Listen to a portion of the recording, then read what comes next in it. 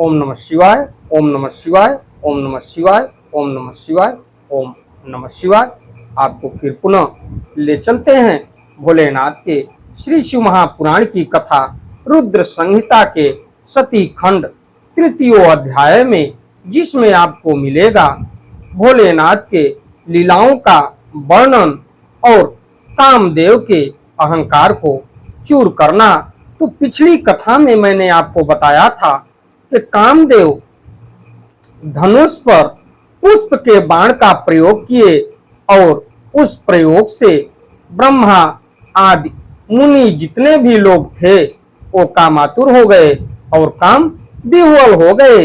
इनकी व्यवस्था को देखते हुए परमपिता ब्रह्मा के पुत्र धर्म ने भोलेनाथ की स्तुति की और भोलेनाथ को प्रकट होना पड़ा, क्योंकि इनकी बुद्धि ब्रह्मा और ऋषि गणों की उस कामदेव के प्रभाव से पाप बुद्धि हो गई थी।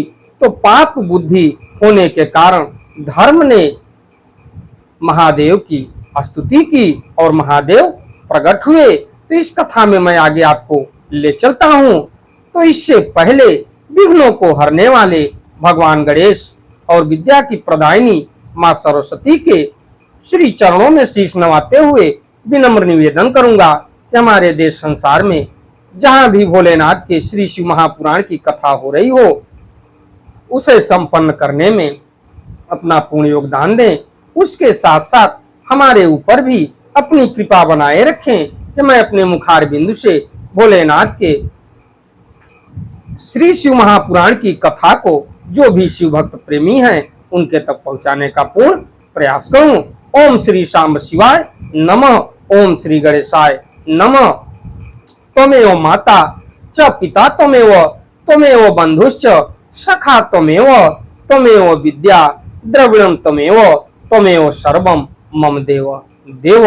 तो आइए चलते हैं कि धर्म ने भोलेनाथ की स्तुति कैसे की और भोलेनाथ प्रकट हुए तो कामदेव के लिए क्या वरदान दिए और कामदेव को किस तरीके से उनके प्रभाव को कम किए और रोके। तो रक्ष रक्ष महादेव पापान माम दुस्तारिदत मति पातायाम तथा चेमे भ्रातरः पाप बुद्धयः। तो हे महादेव, इस भयंकर पाप से मेरी रक्षा कीजिए, रक्षा कीजिए। इस समय मेरे पिता तथा मेरे भाई पाप बुद्धि वाले हो गए हैं कामदेव के प्रभाव से। तो ब्रह्मोवाच, ब्रह्मा जी बोले, इति स्तुतो महेशानो धर्मेणैव परः प्रभु तत्रा जगाम शीघ्रम वैरक्षितुम धर्ममात्सुभुः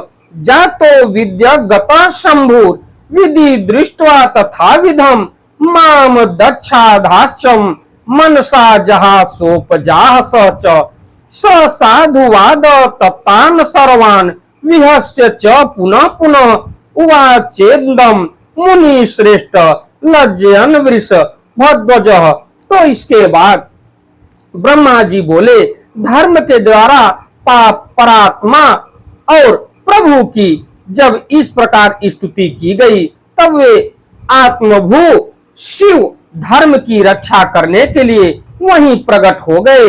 वे शंभु आकाश में स्थित होकर मुझ ब्रह्मा तथा दक्ष आदि को इस प्रकार से मोहित देखकर मन ही मन हंसने लगे। भोलेनाथ, हे मुनि श्रेष्ठ, उन सब को साधुवाद देकर और बार बार हंसकर मुझे लज्जित करते हुए वे वृषभ ध्वज यह कहने लगे। तो शिव उवाच, भोलेनाथ बोले, अहो ब्रह्म अस्त्व कथम काम भाव समुद्गतः दृष्ट्वा च तनयाम नैव योग्यम वेदानुसारिणाम यथा माता च भगिनी भातृपत्नी तथा सुता एताः कुदृष्ट्या दृष्टव्या न कदापि विपच्छिता। तो इसके बाद शिव जी बोले, हे ब्राह्मण, अपनी कन्याओं को देखकर आपको काम भाव कैसे उत्पन्न हो गया? वेदों का अनुसरण करने वालों के लिए यह उचित नहीं है। बुद्धिमान को चाहिए कि माता, भगिनी, भातृ, पत्नी तथा कन्या को समान भाव से देखे, इसे कदाप कुदृष्टि से न देखे। ये भोलेनाथ कह रहे हैं कि दूसरे की पत्नी को, भगिनी को, उसके बाद भातृ की पत्नी को, उसके बाद कन्या को कभी भी ऐसा विचार कन्या के देखते हुए और भाव से देखें, इन्हें कदाप कुदृष्टि से न देखें। तो ऐसा वैवेद मार्गस्य निश्चस्त्वान्मुखे स्थित कथम तु काम मात्रेण सते विस्मरा ऋते विदे धैर्यं जागरितं चित्ते न कथम चतुरानन एन क्षुद्रेण कामेन रन्तु विघटितं विदे एकांत योगी नस्तस्मा सर्वदादित्य दर्शिनः कथम दक्ष मरीच्याद्या लोलुपा स्त्रीषु मानसाः कथम कामोपि मंदात्मा प्रबल्यास्तोषु धुनैवहि विकृतान कृतवान वाडेरकाल चेतनः धृकृतं श्रुतं सदा तस्य यस्य कांता मनोहरत धैर्या दृष्कृष्य लोलेषु मज्जयत्यपि मानसम। तो उसके बाद वेद मार्ग का यह सिद्धांत तो आपको मुख्य में स्थित है। हे विदे, आपने काम के उत्पन्न होते ही उसे कैसे विस्मृत कर दिया। तो हे चतुरानन, आपके मन में धैर्य जागरूक रहना चाहिए। आश्चर्य है कि आपने इस काम के वशीभूत हो कन्या से रमण करने के लिए इस प्रकार अपने धैर्य को नष्ट कर दिया। ये भोलेनाथ समझा रहे हैं परमपिता ब्रह्मा को और दक्ष को और ऋषि मुनियों को। एकांत योगी तथा सर्वदा सूर्य का दर्शन करने वाले दक्ष, मरीचि आदि भी स्त्री में असक्त चित्त वाले हो गए और देश काल का ज्ञान न रखने वाले मंदात्मा तथा अल्प बुद्धि वाले कामदेव ने भी अपनी प्रबलता से काम बाणों द्वारा आप लोगों को विकार युक्त कैसे बना दिया। उस पुरुषों को तथा उसके वेद शास्त्र आदि के ज्ञान की धिक्कार है, जिसके मन को स्त्री हर लेती है और धैर्य से विचलित करके मन को लोलुपता में डुबो देती है। तो ब्रह्मोवाच, ब्रह्मा जी फिर बोले भोलेनाथ से, इति तस्य वचः श्रुत्वा लोके सोहम शिवस्य च विद्या द्विगुणीभूतः स्वेदाद्रस्त्व भवं क्षणात्।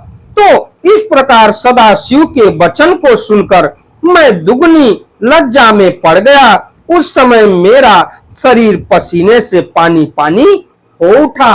ये परमपिता ब्रह्मा कह रहे हैं, ततः काम विकारम ही निगृह चात्य जमुने जिघ्र छुरपि तद्दित्या ताम संध्याम काम रूपिणी मच्छरीरातु धर्माभो यत पतात द्विजोत्तमम अग्निस्वात् तथा पितृगणाः जाताः पितृगणस्ततः भिन्नंजना निभा सर्वे फुल्ल राजीव लोचना चिंत्यानयतः पुण्य संसार विमुखा परे। तो हे मुने, तत्पश्चात कामरूपिणी संध्या को ग्रहण करने की इच्छा करते हुए भी मैंने शिवजी के भय से इंद्रियों को वश में करके काम विकार को दूर कर दिया। हे द्विज श्रेष्ठ, उस समय मेरे शरीर से लज्जा के कारण जो पसीना गिरा उसी से अग्निस्वात तथा महर्षि सद नामक पितृगणों की उत्पत्ति हुई।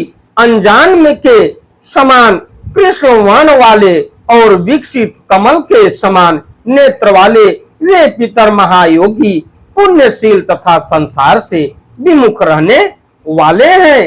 तो इस कथा में देखा जाए तो भोलेनाथ के प्रकट होने के बाद उनको लज्जा के वजह से परमपिता ब्रह्मा को इतनी लज्जा आई कि पसीना छूटना शुरू हो गया और उस पसीने की बूंद से देखा जाए तो पितृगणों की उत्पत्ति हुई और पितर महायोगी पुण्यशील तथा संसार से विमुख रहने वाले हैं। सहस्त्राणाम चतुष्टि रग्निवास्व तथा प्रकृतिता षडशीति सहस्त्राणि तथा वहर्षिदो मुने धर्माभ पतितम भूमो तदा दक्ष शरीरत समस्त गुण संपन्ना तस्मा जात वरांगना तन्वंगिम सम मध्या च तनो रोमावली श्रुता मृदंगी चारु दसना नव कांचन सुप्रभा सर्वावश्याम्या च पूर्ण चंद्राननाम्बुजा नामना रति रीति ख्याता मुनि नाम मोहिनी।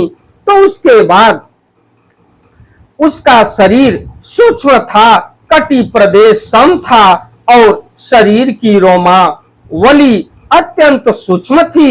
उसके अंग कोमल तथा दांत परम सुंदर थे और वह तपे हुए सोने के समान कांति से दे दीप्यमान हो रही थी। वह अपने शरीर के समस्त अवयवों से बड़ी मनोहर प्रतीत हो रही थी तथा उसका मुख कमल पूर्ण चंद्रमा के समान था तथा उसका नाम रति था।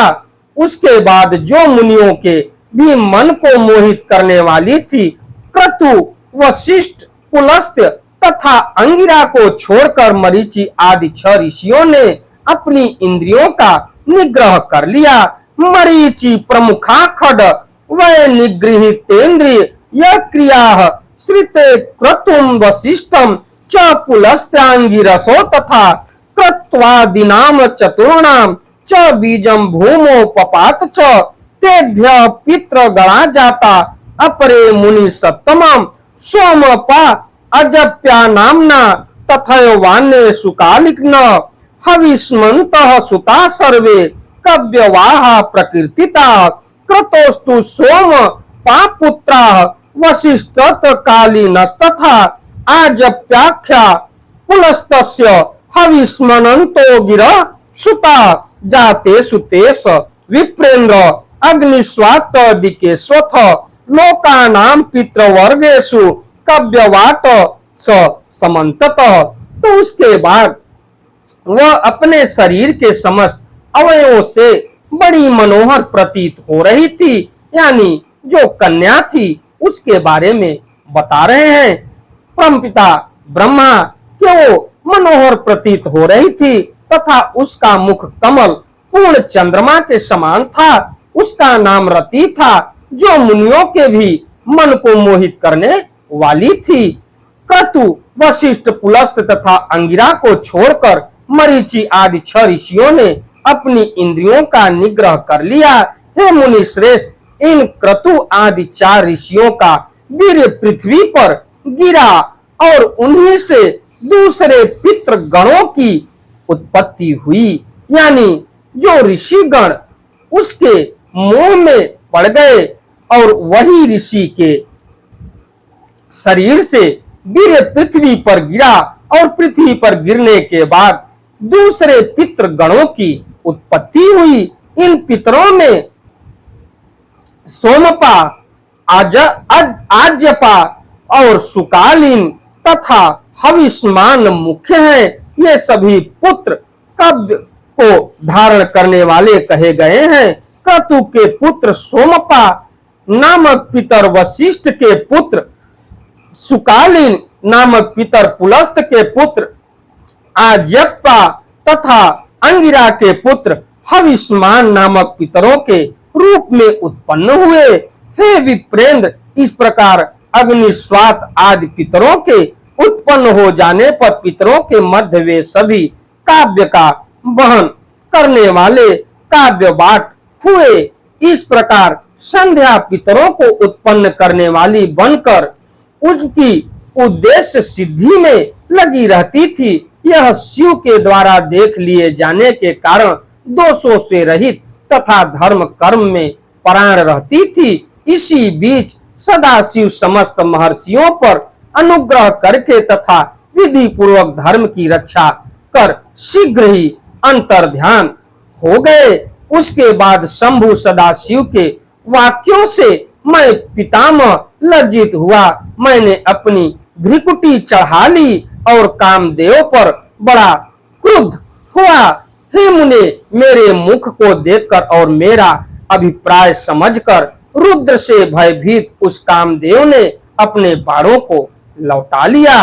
हे मुने, तब मैं पद्मयोनि ब्रह्मा कोपयुक्त होकर इस प्रकार जलने लगा जिस प्रकार भस्म करने की इच्छा वाली अति बलवान अग्नि प्रज्वलित हो उठती है। इसी के साथ मैं अपनी वाणी को विराम देता हूं।